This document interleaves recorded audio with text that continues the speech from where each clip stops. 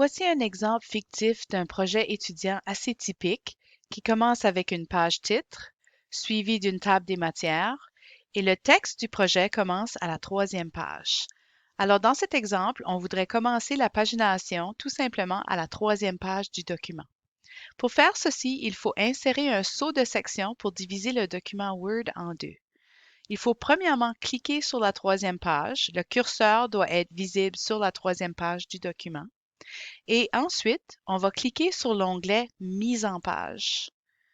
Ensuite, on clique sur le bouton Saut de page dans la barre d'outils et on descend à Page suivante. Si on fait un double-clic dans le haut du document, on va voir qu'il y a une en-tête qui apparaît et on se trouve dans la section 2 du document. Cette section est identique à la section précédente. On veut séparer les deux sections en cliquant sur le bouton lié au précédent. On a maintenant séparé les deux sections.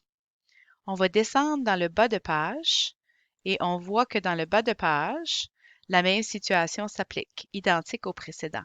On va détacher le bas de page de la section précédente en cliquant une fois encore sur le bouton lié au précédent.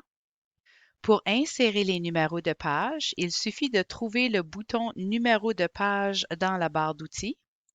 On clique dessus et il faut choisir si on va placer le numéro de page dans le haut de page ou dans le bas de page. Dans mon cas, je vais les mettre dans le bas de page à la droite du document. Voilà, les numéros de page sont maintenant insérés. Cependant, on remarque qu'on est présentement sur la page 3. On voudrait finalement que cette page soit notée comme la première page du document. Alors, pour changer le numéro 3 au numéro 1, on retourne à la même section pour le numéro de page et cette fois-ci, on va cliquer sur Format des numéros de page. Ensuite, on va changer le point à Numérotation des pages à partir de et dans la case, il faut choisir le numéro 1 et cliquer sur OK. Le tour est joué. Maintenant, la page 1 est la section où se trouve l'introduction et ça continue jusqu'à la fin du document. La table des matières n'a aucune pagination et la page titre n'a aucune pagination.